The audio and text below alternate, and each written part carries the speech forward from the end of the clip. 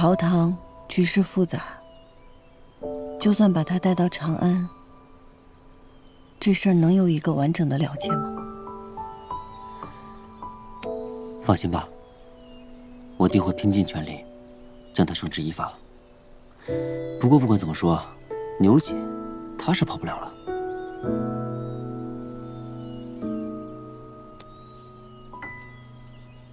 比起大仇得报，我更在意你是否能全身而退。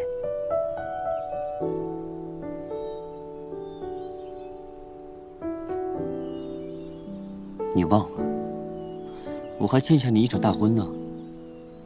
等到我们一起回了益州，定办他个风风光光，全城皆知。好。哎，夫人，等我一下。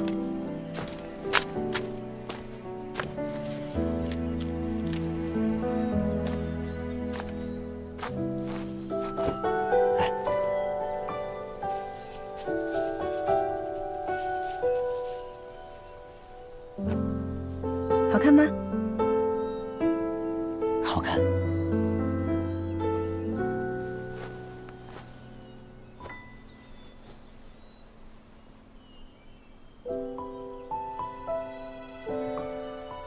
不想你走，不想分开。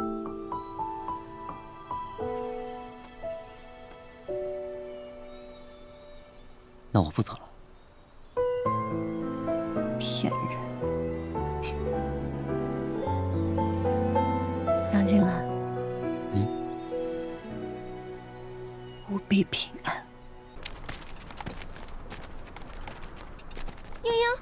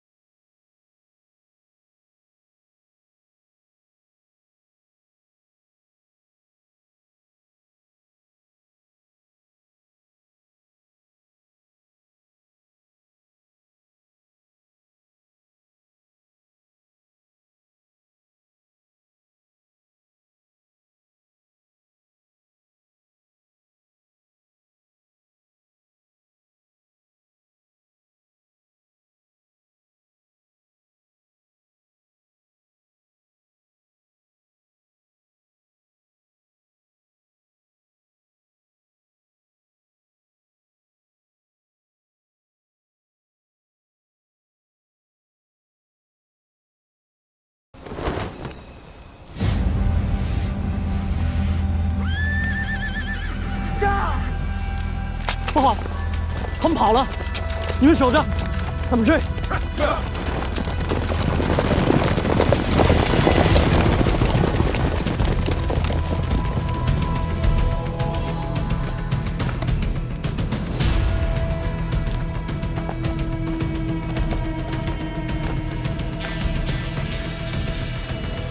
登山入瓮，白王饮了酒，当心染上风寒啊！还请白王随本官一道回去，免得让大家担心。还是你聪慧啊！要是本王不跟你回去呢？白王若有什么闪失，下官可担待不起啊。要不这样吧，你我之间做一笔交易，这牛景跟我师傅啊，向来谨慎，多年交易从无实证。但是本王这儿有一块令牌，是牛景送给我师傅的，以表诚意，同时还方便运输货物。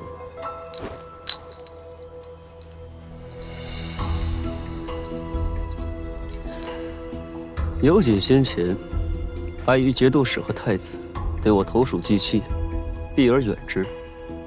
现如今我拿了这要他命的证物，白王是想借牛景的刀来杀我吧？你我可以联手除掉牛景，生意嘛，倒是个好生意。可是你忘了，我不是大唐的商人，我是大唐的官吏。大唐的官吏可以忍辱负重，可以不畏生死，唯独不可以是非不分，狼狈为奸。对，你说的对。你知道本王为什么要熬到今天再逃跑吗？因为图谋需要算时间的。本王今天逃跑，正好能赶上季英英从吐蕃回来，本王可以带着季英一起去南诏做客。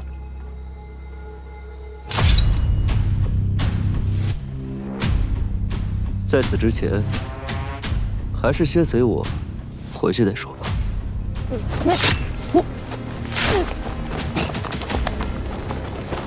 大胆杨静兰，你竟敢谋害白王！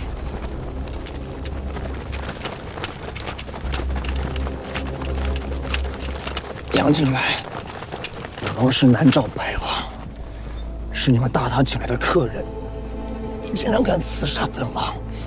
困兽一试，不必了，你们大唐的人，本王信不过。白王殿下，这到底怎么回事啊？你眼瞎吗？人证物证俱在，还不快将谋害白王的人犯拿下！我要杀他，他活得到现在吗？杨静兰，你敢说你剑上的血不是本王的吗？这个长安不去也罢。万万不可！白王殿下若走了，我们该如何交差？交差？要这样交差的话，你们每一个人都会背上玩忽职守的罪名。你们好好想想，是要送一个遍体鳞伤的白王去长安，还是送一个替你们顶罪的杨静兰去长安？想一想你们的项上头颅，想想你们家中的妻儿老小，孰轻孰重，你们自己心里清楚。六部啊，替本王向长安带句话，就说此仇南诏必报。杨静兰，本王也送你一句话，不是所有人你都护得了。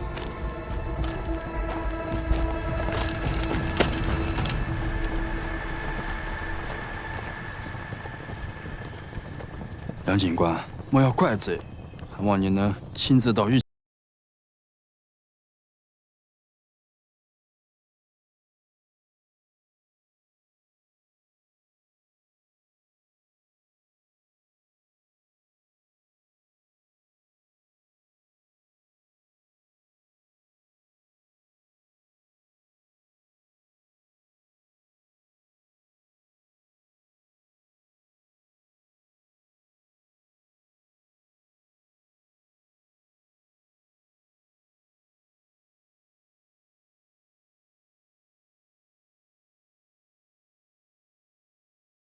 朝廷尚未定论，他就逼着地方官员把你的通缉令贴得到处都是。更可气的是，六部那几个混账没一个站出来替你说话的。毕竟南诏白王是真受伤了，总得有个人出来背锅。你赶紧回长安去找你那太子师兄，把这罪名洗脱吧。不行，我师兄就算再爱护我，我手上没有证据证明我的清白。朝廷才不会为了我这么一个小小的警官，去开罪南诏王爷。那不然怎么办？去把盛丰泽抓回来对质。可这家伙跟没了影一样，根本找不着啊！哎，你说他会不会回南诏了呀？他如此大费周章地来到益州，我才不信他只是为了做生意，他一定另有图谋。所以，我现在就更不能离开，我要与他争分夺秒。他既然想要借刀杀人，那我就将计就计。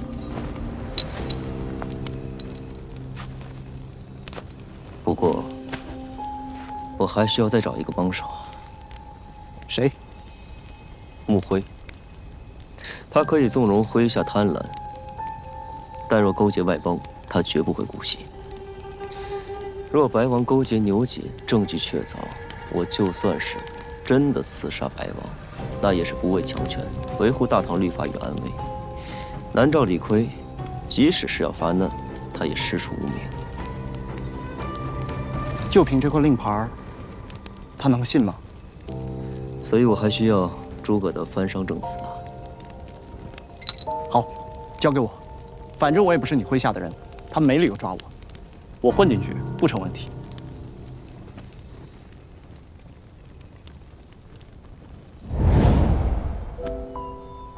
朝堂局势复杂，就算把他带到长安，这事儿能有一个完整的了结吗？放心吧，我定会拼尽全力，将他绳之以法。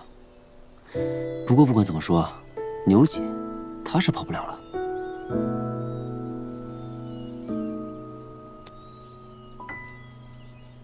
比起大仇得报，我更在意你是否能全身而退。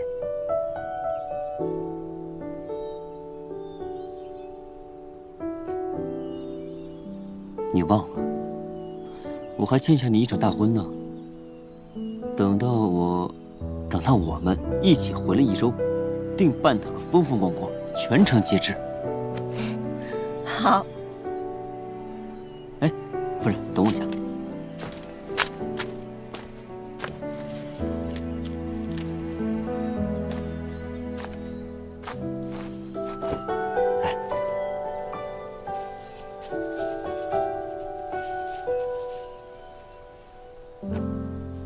好看吗？好看。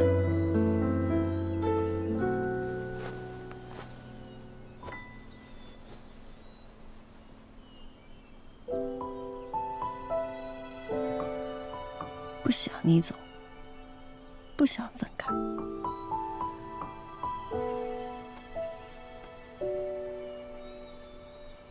那我不走了。骗人！杨金兰，务必平安。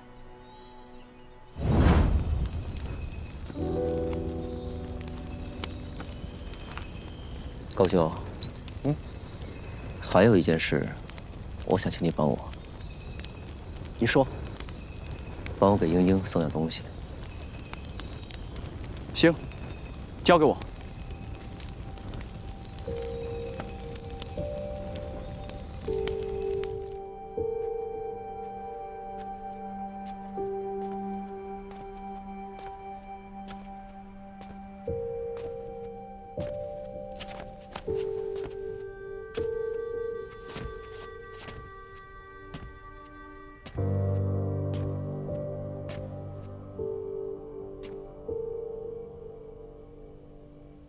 等待未知和知晓结果，我不晓得哪个对你来说更痛苦。夫君此话是何意？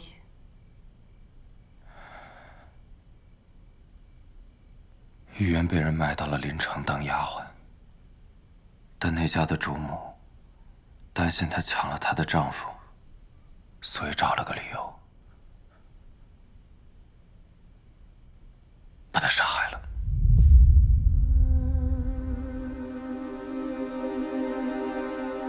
我定会找到尸首，为她厚葬。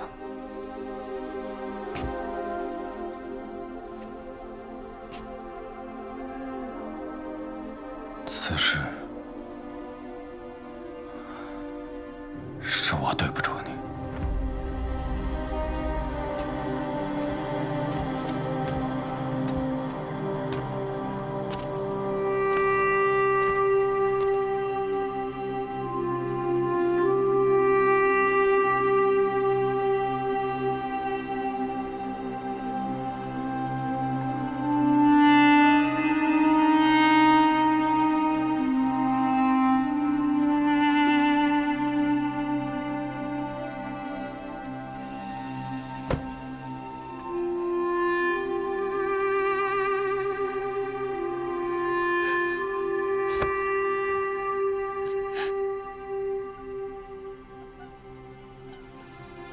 娘子，快起来，地上凉。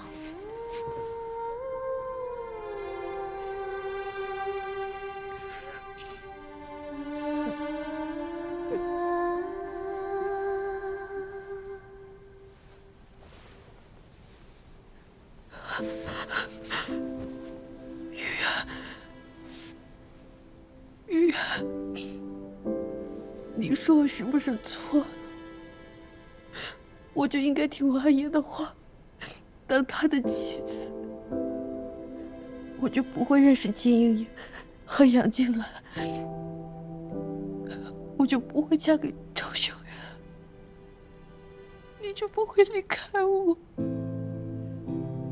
那你也不会需要我了。是你选择了一条你的阿娘和姐姐们从来没有走过的路，是你一个人走得太久，太孤单了，才会想要另一个人陪着你。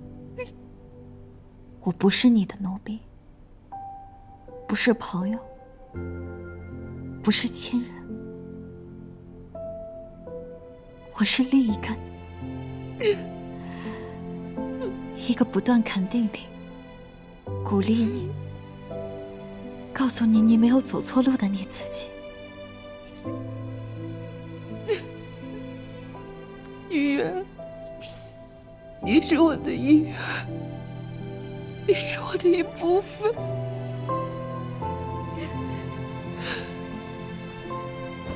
你是我自己啊！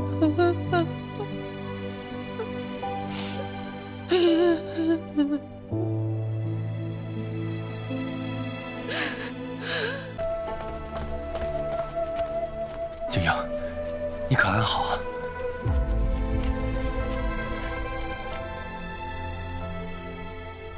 既然人到齐了，那就开箱吧。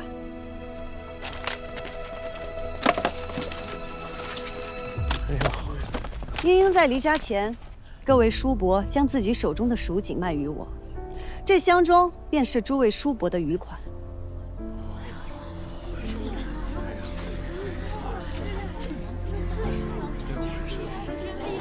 我杨家此番历尽艰险，终于走通了一条新的路，从益州南下，直通吐蕃和南诏。我杨家织的锦，在吐蕃的贵族和豪商之间交口称赞，供不应求。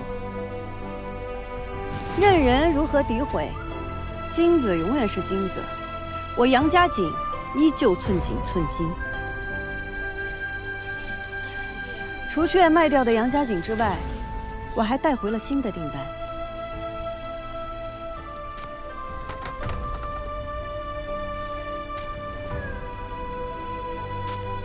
蜀锦800匹，二叔公请验看。好，不错啊，做的还可以，我替杨家感谢你了啊。不过以后的事呢，跟你就没关系了。二叔公是何意？何意？二位差爷，来，你们不是要找杨静兰吗？杨静兰的夫人在此，把她带走一问啊。你们随便严刑拷打，一问便知。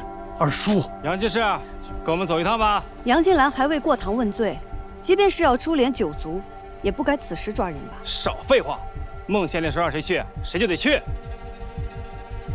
我去不得。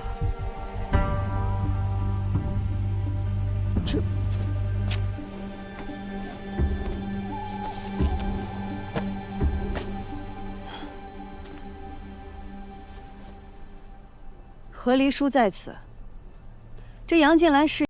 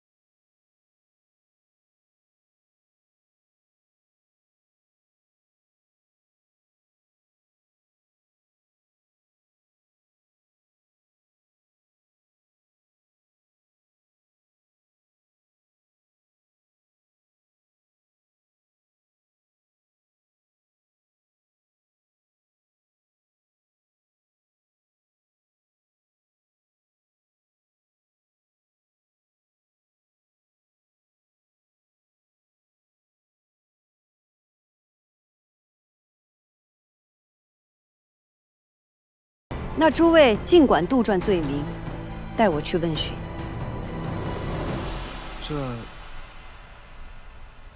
带我们北冥县令再做定夺。差爷，二叔公，啊不，杨二爷，订单可以还我了吧？哼，不可以。你不是已经和杨三郎和离了吗？那你就不是我杨府的人了。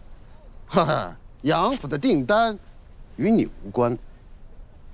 二爷怕是忘了，当初在正堂，夫人答应过，若我能卖掉杨家井，助杨家度过危机，那便让我也做杨家。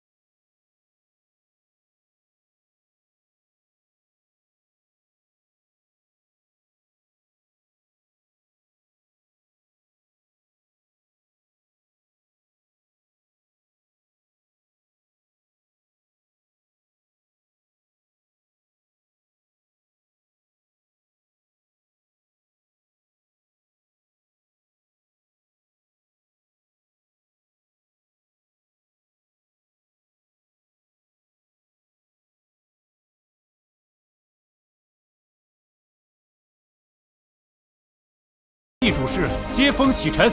是。大王。哎！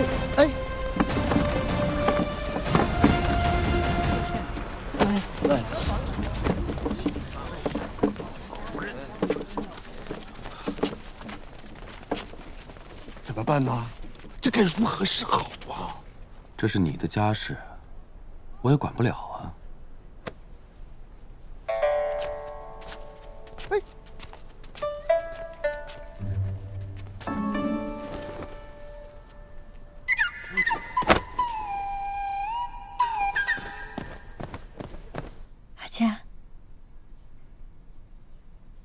阿佳，我回来了。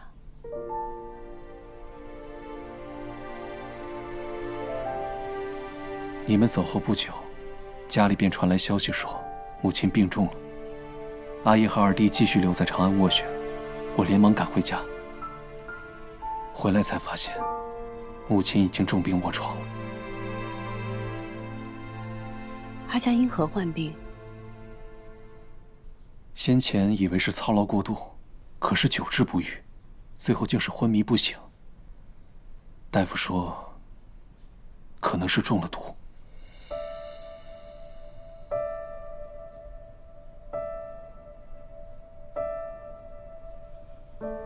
偏偏是我们都不在家的时候生了怪病，这确实有蹊跷。阿兄，我需要知道只有阿佳才能知道的事情，或者只有阿佳才能拿到的东西。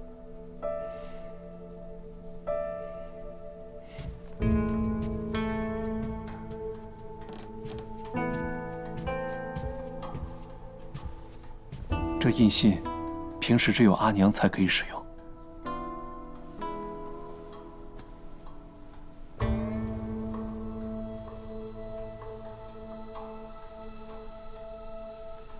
还请阿兄放个风出去，就说我从吐蕃带回来一种神药，能治阿佳的病。下毒的人自然不希望母亲有所好转，听到此消息定会坐不住。我们或许可以引蛇出洞。哦，对了，家中的职工被绵州锦房高价挖走了不少，二爷想当主事，宗亲们都闹着让他掌家。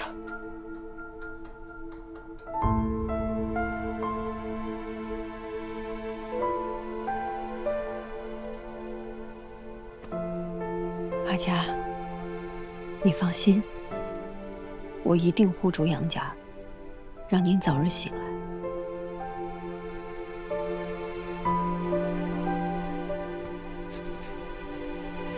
职工的事情，我明日细细了解，我们再做商议。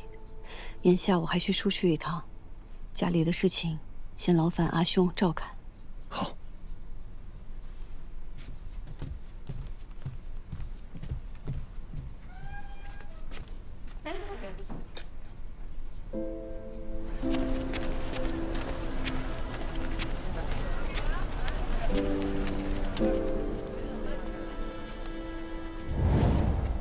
晋阳子，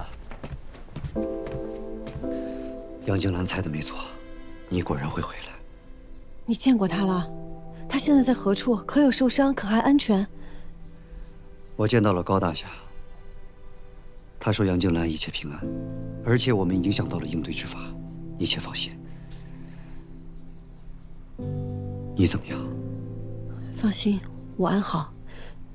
他现在打算怎么应对？可有什么是需要我做的？你照顾好自己，便是他最想要的了。啊，对了，还有这个，这个是他让高大侠带给你的，他说你看了自然会明白。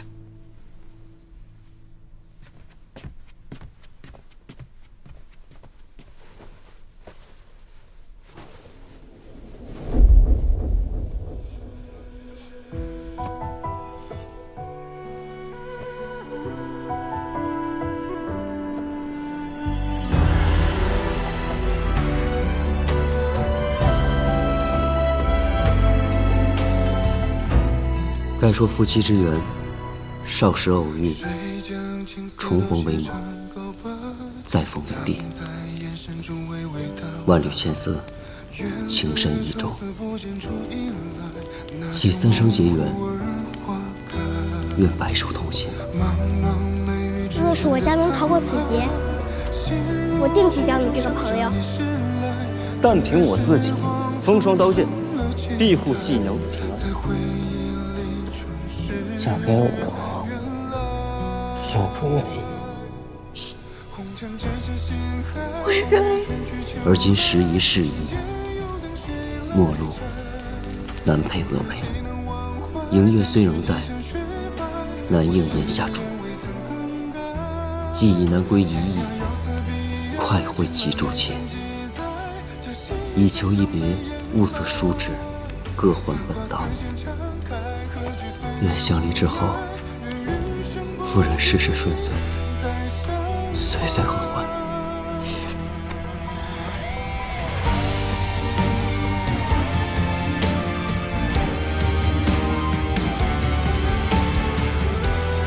我想告诉我的月亮，事情结束以后，若他还眷恋江湖，我便陪他仗剑天涯。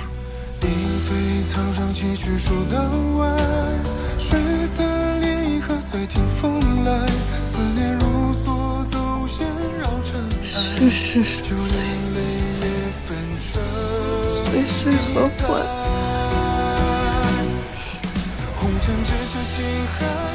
这是在你生死归不时，我能做到的事。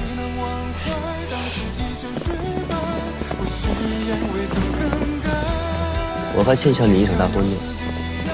等到我们一起回了益州，定办他个风风光光，全城皆知。好，我等你。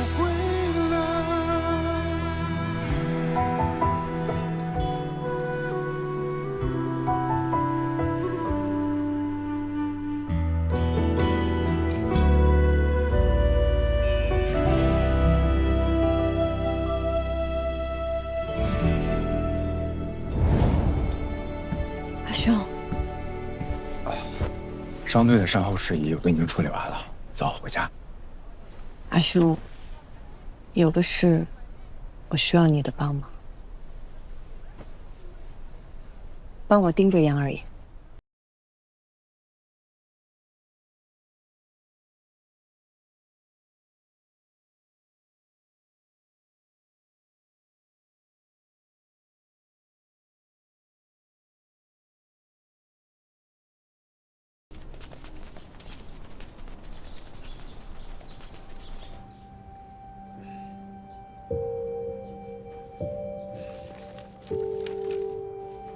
诸位，这订单如何分配，由谁采买，都是严格按照杨家过往规矩所拟定的，也是杨夫人过目准允的。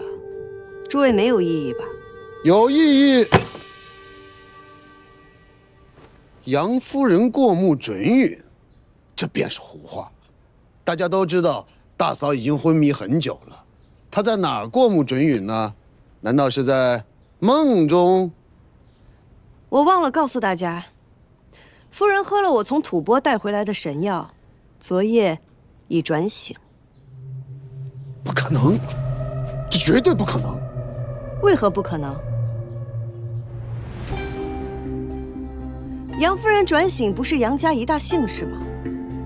为何二爷看起来非但没有高兴，还一副不愿杨夫人醒来的样子？金，你不要血口喷人啊！我哪有不高兴？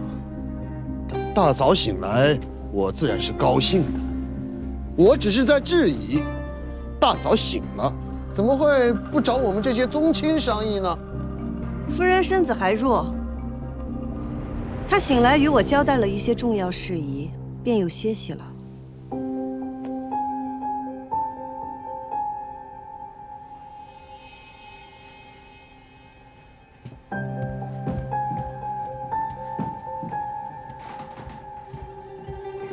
若是夫人未醒，我又怎会拿到只有杨夫人才有资格碰的杨家印信呢？没错，是我亲眼所见。这印信是阿娘亲手交给季主事，让他辅助我管好杨家，有先行后报之权。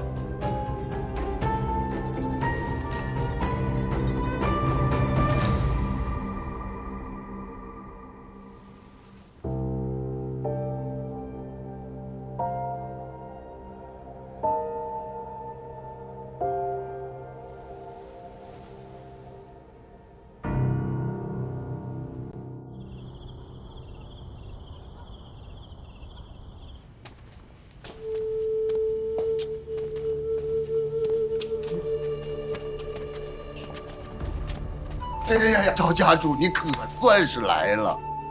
不是跟你说过，没有什么其他重要的事情，不要再找我了吗？你别这么说话，现在我们俩是一条船上的人，你不要过河拆桥。这毒药是你自己拿的，也是你亲手下的，宗亲是你自己拉拢的，这事儿跟我有什么关系啊？对，我承认你说的都对。你劝我不要把杨时世给毒死了。要把他毒死了，那杨巨贤叫我回来奔丧，我照样不能够当上杨家的家主。那我就想啊，我就用解药来威胁他们听话。可谁曾想，这季英英不知道从吐蕃搞了个什么解毒的神药，我那解药也成鸡肋了。白胜把毒药留给了你，怎么能这么轻易地找到解药呢？此地不宜久留。不着急走。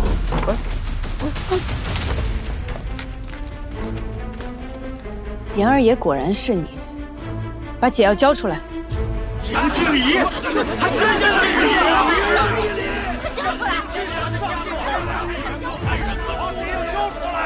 出来！今日你带人前来，定能平安无虞。但现如今的我，也不是只身一人。我杨家清理门户，赵家主无权干涉吧？不干涉，请便。赵家主，你不能过河拆桥啊！杨剧里勾结外人，吃里扒外，毒害主母，十恶不赦。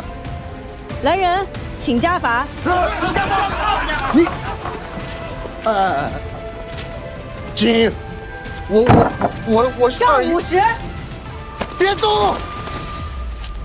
我服了，三郎媳妇儿，季家主，我服了，我什么都找，我什么都。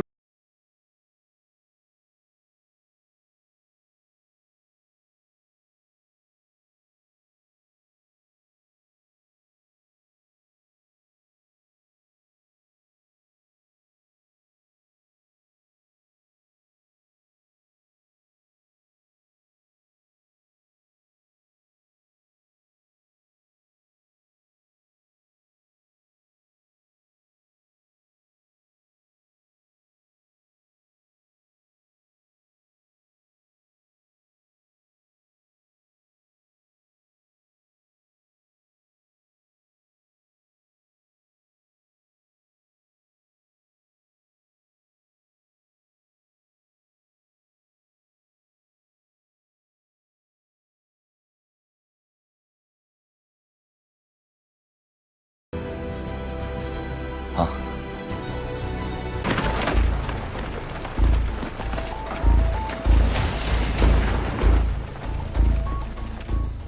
将军别忘了，节度使刚刚下令，令季娘子染制蜀红丝，织造贡锦。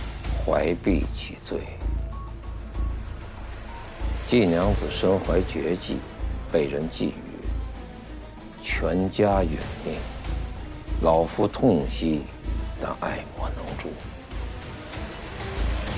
杨警官，我不想听废话，所以想好了再回答我。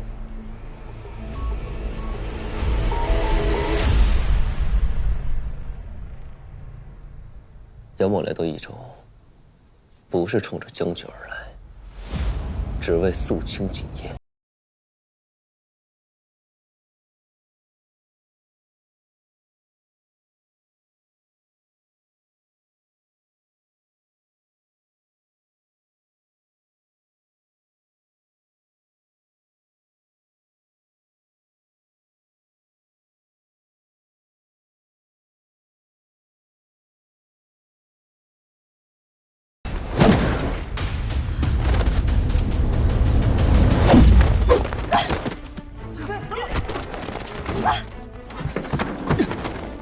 二兄，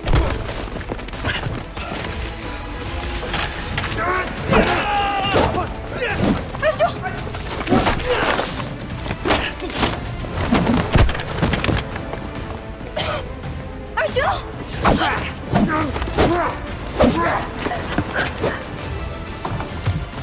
将军，混账！谁让你们真动手的？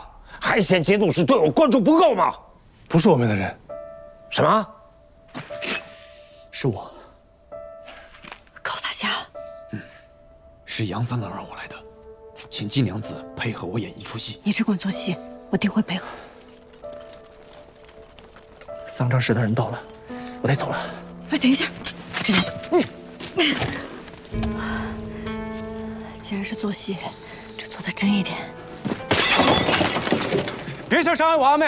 阿兄，里面的人听着，丧葬室在此。鸳鸯，鸳鸯，鸳鸯，鸳鸯，这是怎么了？这是怎么受伤了？呀，娘子，这！哎呀，金贵，快去请大夫来！快啊！不用，快说吧，娘，我没事儿，都已经流血了，你还说你没事儿？你这就是刺破了一些，你找个可靠的医师保守的严重些就行。快把门打开！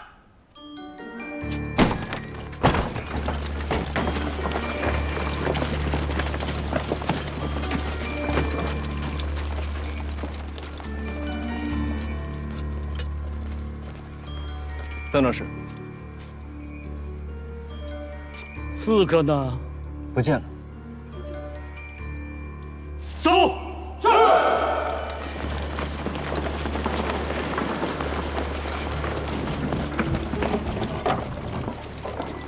啊！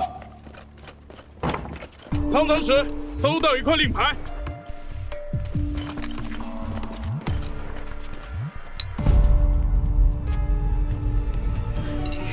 你小子比抓住老夫一个人害啊！下官怎敢害你呢？这可是大功一件啊！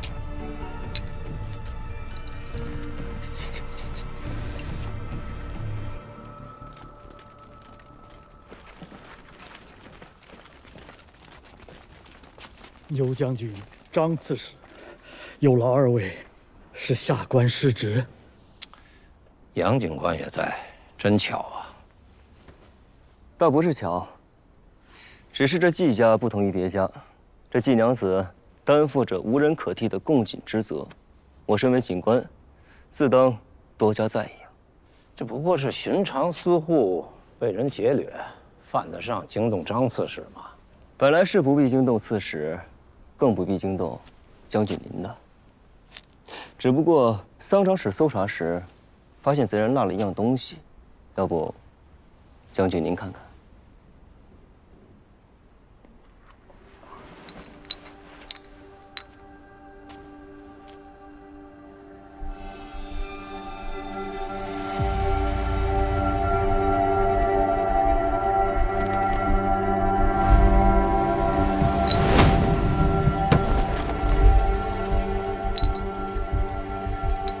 本将的令牌，哼，这个贼人可真是可恶啊！竟盗了本将的令牌。好啊，那桑长史，你的意思是，本将要杀季娘子了？下官不敢。只是这令牌定是有人故意陷害将军的。牛将军与我刚刚一直在酒楼宴饮。下官可以证明，此事绝非牛将军所为。况且，若真要行凶，为免暴露，也绝不会带有任何能够证明自己身份的东西。所以，下官认为此事定是有人刻意栽赃陷害。既是如此，杨警官又何必讨扰将军呢？刺史容禀。杨警官也是为了将军的名声着想，想必刺史也知道，将军爱女嫁的是我曾经的良人，我又染出了蜀红丝，把将军贤婿染得赵红丝，逼得原形毕露。在外人看来，将军恨我，想要杀我，实在是合情合理，这才给了歹人可乘之机，借题发挥。若是此事放之不管，听之任之，只怕屡禁不止，于将军有害而无益。季娘子推断的甚是有道理。不过，本将行得正，坐得端，不惧人言。她若是个寻常女子也就罢了，如今制造贡锦可少不了她。要是人就这么没了，贡锦织不成，还牵扯到一位主将。朝堂之上，若派人查下来，将军是行得正，坐得端，只是不知这益州城又有多少人经得起查呢？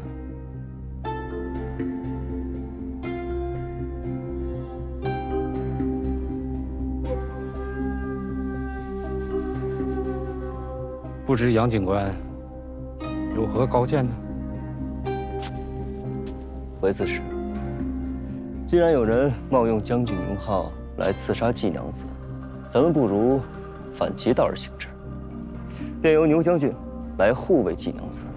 一来，将军智勇无双，定能护住季娘子；二来，只要季娘子平安，这谣言吧，也就不攻自破了。这季娘子的安危与本将有何干系啊？再说了，城中的守卫归刺史管。这倒也是。那还要劳烦季娘子随后与我一起军中走一趟。这伤，这令牌，咱们都让节度使好好的断一断，还季娘子一个清白。好啊，若有机会见到节度使，英英定会知无不言，言无不尽。这怎么又把节度使扯进来了？太麻烦了。好，既然杨警官、季娘子信得过本将，虽说本将的职责是戍守边城，我虽不能派兵保护季娘子，但也绝不会让季娘子受到歹人的欺凌，如何呀？还不快来谢过牛将军啊！多谢牛将军。不必了，小事。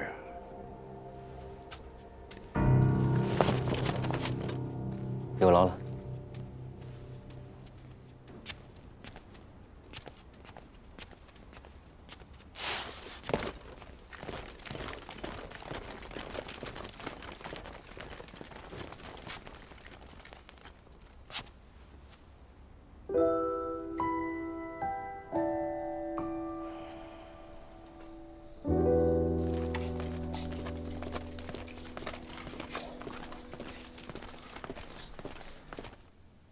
娘子，你还好吗？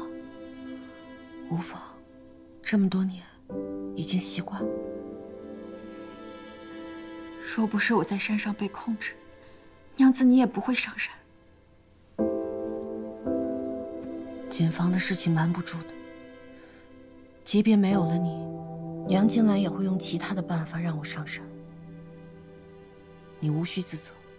可是娘子，你吃了多少苦，遭了多少罪，那么不容易才走到今天，奴婢怎么能不自责？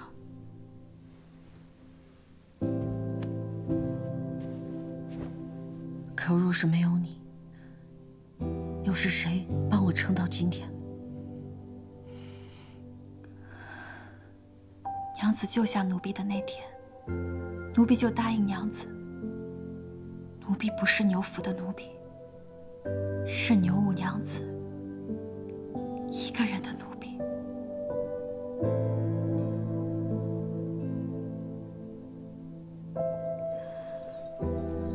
我不信命，我不要成为哪个男人的附庸，我要做我自己的主。娘子，我一定会陪着你。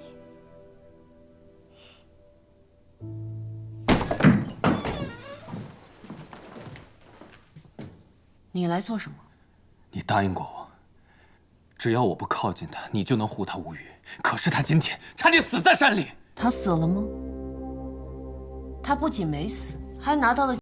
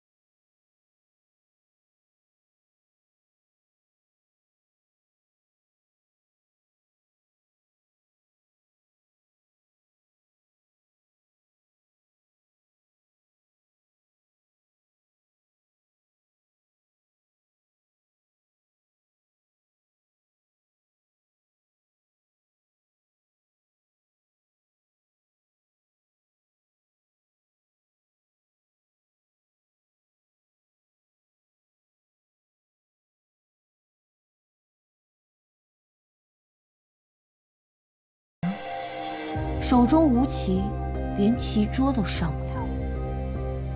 无论如何，我都是那个执棋人，不是吗？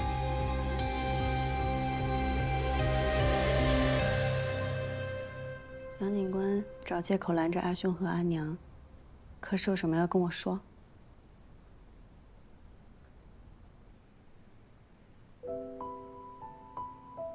难道我猜错了？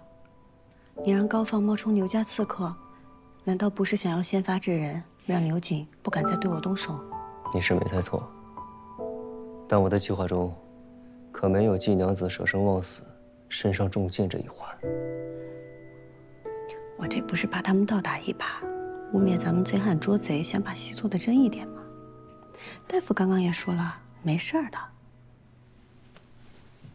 我说过我会护着你，你也说过你会相信我。正是因为信你，才配合你啊。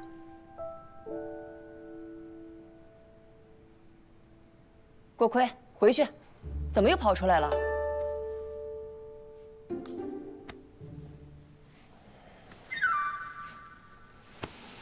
下次谨慎些就好啦。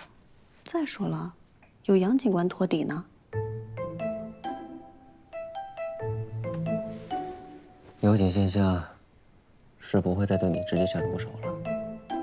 只怕共景制胜之日，便是唯一出现之时。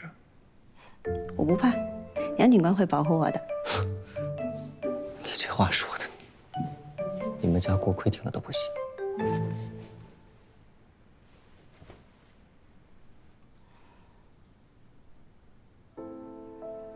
牛景今日也算是投鼠忌器了吧？是不是这气越贵重，他越不敢动？你又要做什么？我会做的只有生意啊。如果我不仅能染出曙红丝，还能织出这世上独一无二的锦，我能做锦芒，做黄裳，做一棵任何人都想保住的摇钱树。他牛景再想动我，便更得好好思量思量。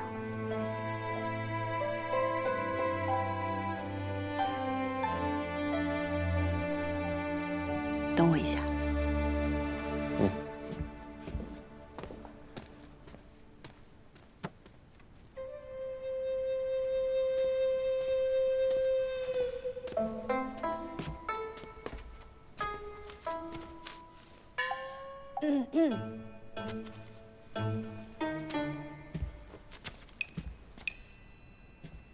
这些是当年我家所有能出入警坊和染坊的工人名单。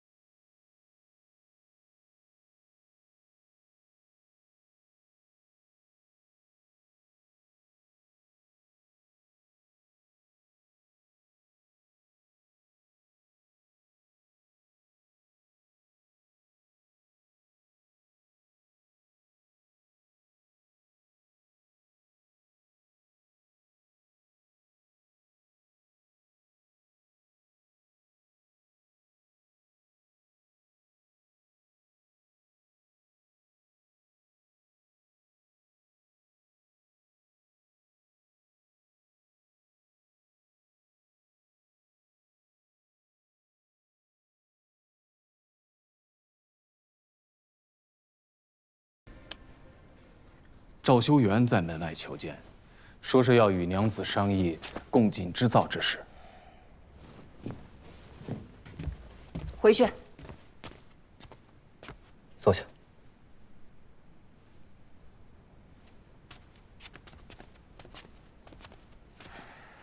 我与他虽有旧怨，但这是正事，不能耽搁。杨警官，我女儿身受重伤，共锦织造定要急在这2日吗？不急，自然不急。不仅日子不急，也无需季娘子出面。共锦织造只需季娘子按照赵景王提交的所需曙红丝数目染制后，交到景官府，再由景官府核验后交予赵景王。季娘子，你就在这儿好好养伤，哪儿都不准去。我去跟他说清楚。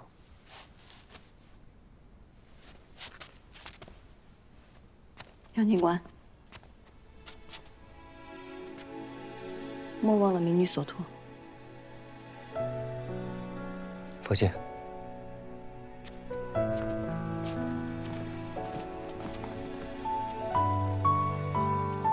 阿娘，先好好养伤吧，其他的改日再说。我会告知飞花会，说你偶感风寒，在家中休养，让他们安心染丝，不必担忧。走吧，回去休息。休息。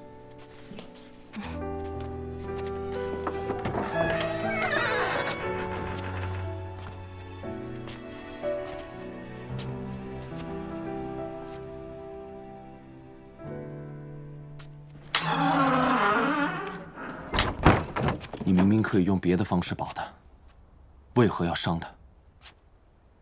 别的方式，像赵二郎君一样，卖身投地委曲求全吗？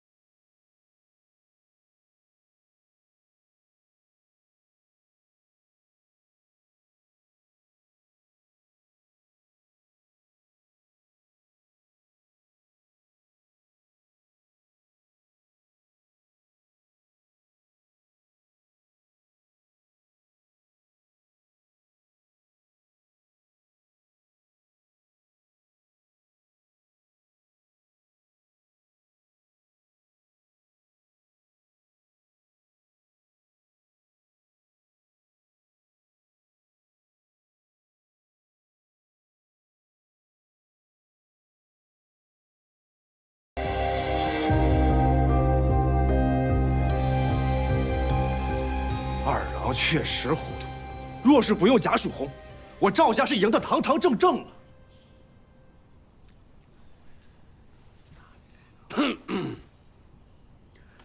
斗锦会上，贾曙红就是个误会。怎么，贤侄另有见解？要不要随我一同去找一下牛将军，说道说道？好，便是不提曙红寺，还有山上那事儿。 别人不敢指摘牛家，便是说我们赵家干的这缺德事儿。牛家五娘子这煞气，加上我这糊涂的二弟，这往后不知道要给赵家带来多少麻烦啊！想当初老太爷呀，一门心思想攀牛将军这门亲家，如今这亲家是攀上了，怎会想到那牛五娘子并非良配呢？想来老太爷这心里也不好受。 你们是怪我治家不力吗？孙儿不敢，儿媳不敢。二郎呢？二郎昨日去都督府拜会了。是啊，牛五娘子毕竟还是牛府都督的女儿呀，咱家礼不能废。我赵家既得了锦王，那接下来就要联合众锦户，协力完成贡锦。 以后这些事就不劳祖父操心了。二郎回来了，牛将军怎么说？牛将军说，祖父年迈，锦王家的事，以后就交给我来料理。什么？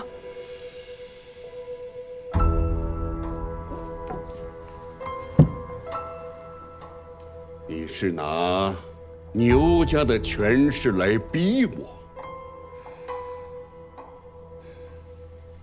牛将军让二郎当家主，想必也是体贴老太爷年事已高，该享清福了。二郎虽然年轻，但能力、手腕样样不缺，又得牛将军器重。若二郎真成了家主，我们和牛府啊关系也就更亲近了。外面的闲言碎语，我看谁还敢乱传。 请阿翁让位。你这怎么能说这种话？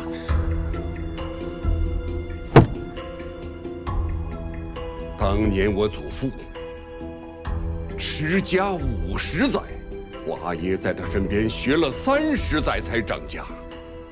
我在我阿爷身边也学了30载。二郎，你天赋异禀。 你便在爷爷身边再学10年，就让你独立掌家。所以，祖父不让。赵家早晚都是你的，你何必急于一时呢？那就休怪孙儿无礼了。赵平，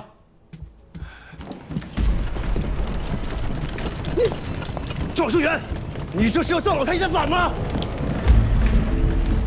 二郎，你这是干什么呀？岳丈大人说了，怕我继位不顺，所以借了一些人手撑场面。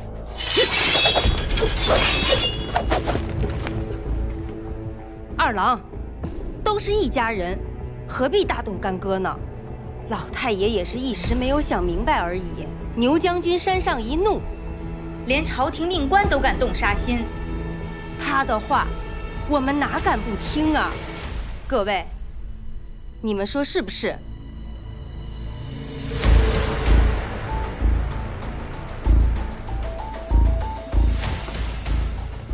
阿爷，退位失效，但是惹恼牛将军，那事儿可就大了。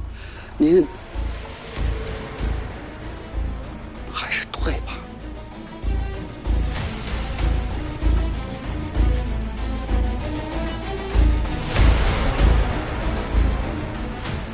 祖父，孙儿也以为二郎当家主，无有不妥。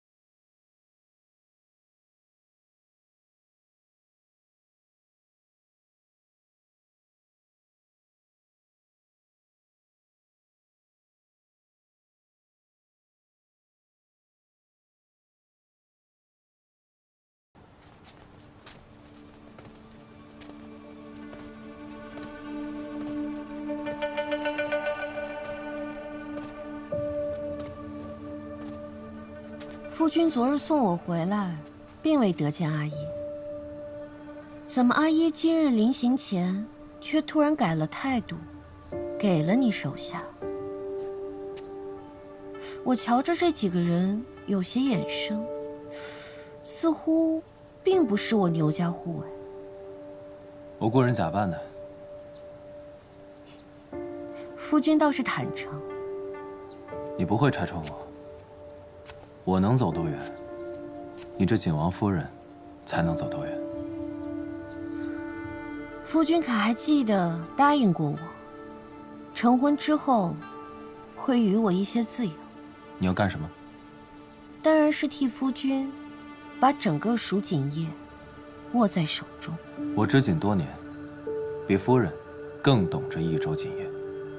但是我却更了解人心，也更了解我阿耶。他不会介意你冒用他的名声，但是你要让他看到你的价值。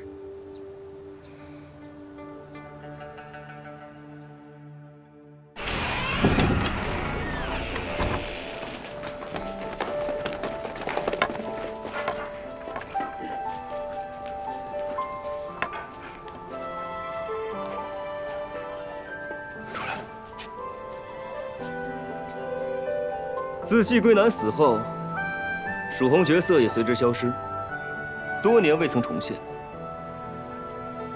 本官奉朝廷之命，入益州寻访，如今终于有了结果。蜀红一出，千红哭耳。当日在斗锦会上，蜀红凤凰横空出世，惊艳四座。今日，本官在此宣布，蜀红司重回色浦墙。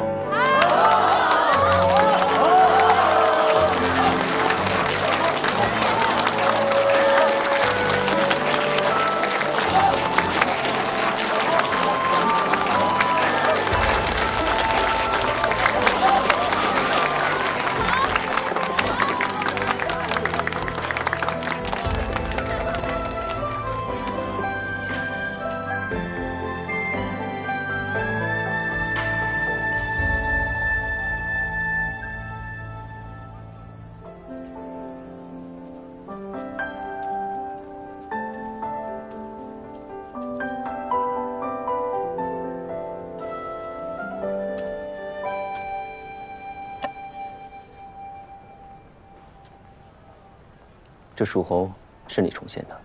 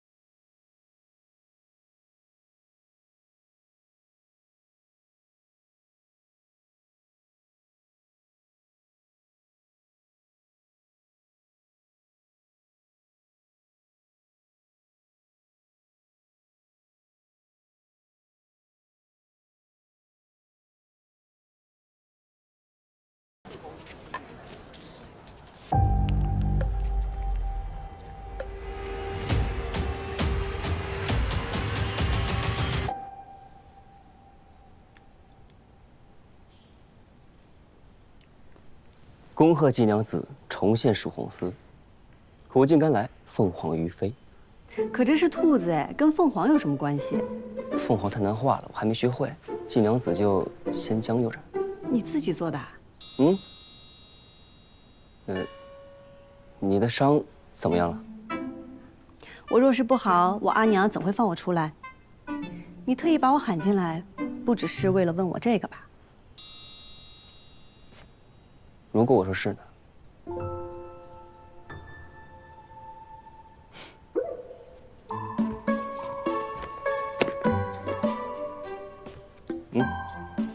坐。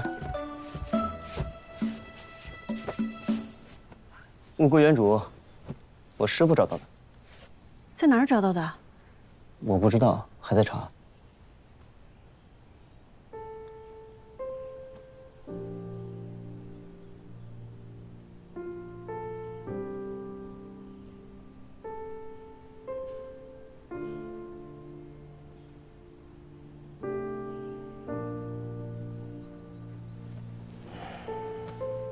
我阿耶因为共进造假而殒命，牛家在山中建黑井房是为了造假井。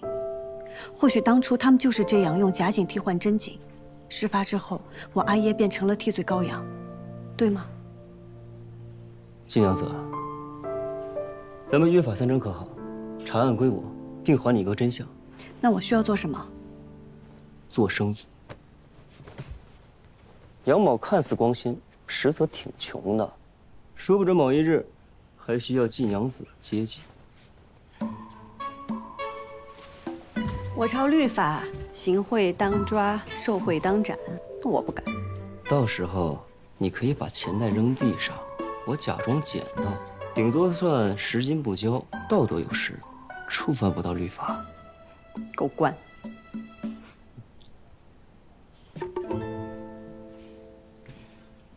还望杨警官早日替我阿耶沉冤昭雪。到时候我出钱给你建一座生祠。杨警官，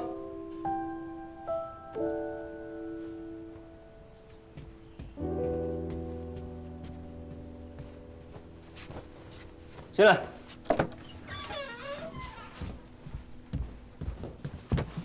禀杨警官，杨家大老爷杨巨贤求见。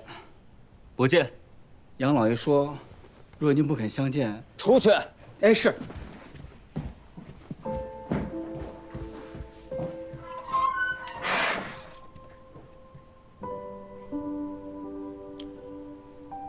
其实我跟他也没什么深仇大恨，过去的事儿都是他身不由己，也是我年少不懂事。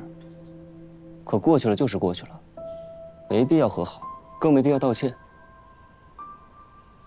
我不习惯，更不需要突然出现这么一个阿姨。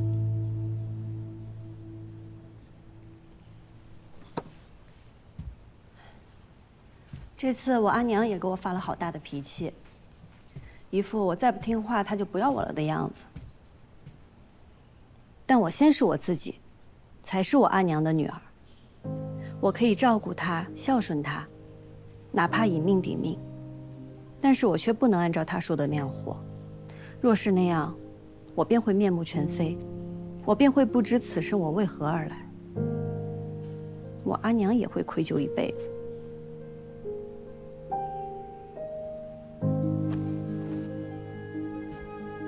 你的意思是，觉得我没必要和好？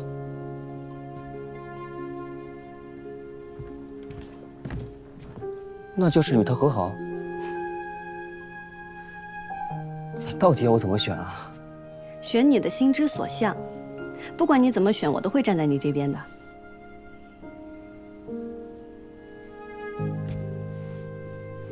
因为我们是盟友，这是我应该做的。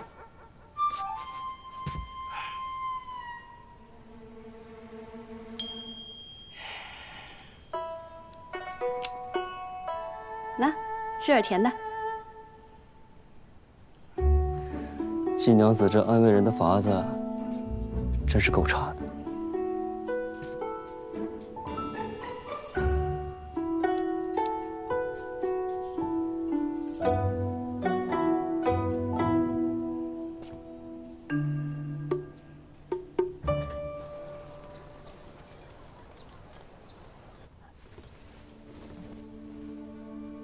我戴着面纱，也没有人看见我进来，不会影响我暗中行动。师兄，你别生气。益州各警户的基本情况我已经查清楚了，其中有3家值得关注：杨兆宇，杨家年年得景王，又在长安有人脉和名气。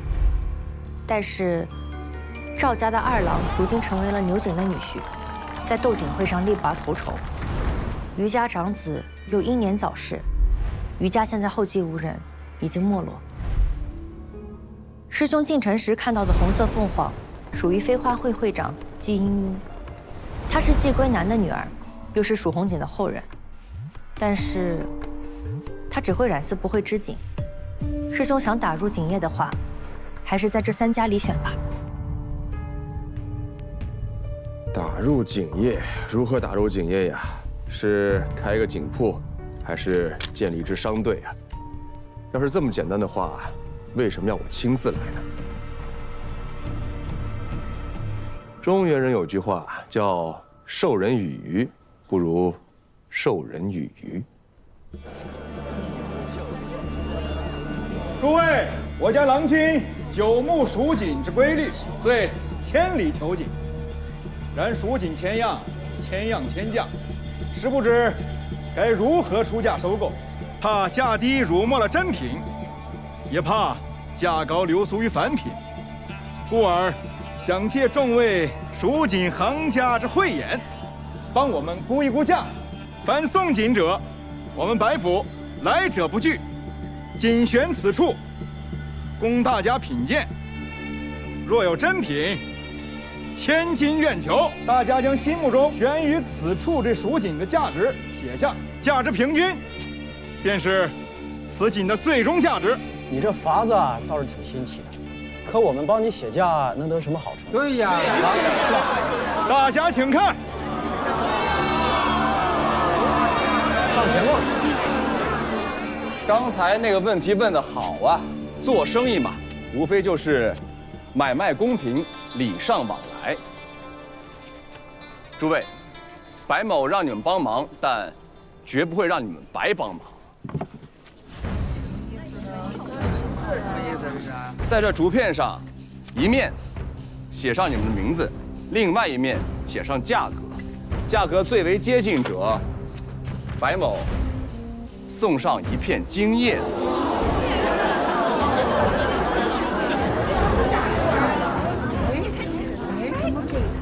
怎么给他呢？这还没开始评呢。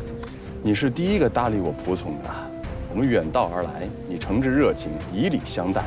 这片金叶子是你应得的。真的假的呀？真的是金的，真的是金的呀！不出3日，整个益州城就会知道啊，来了个新的番商，出手阔绰，爱景如痴。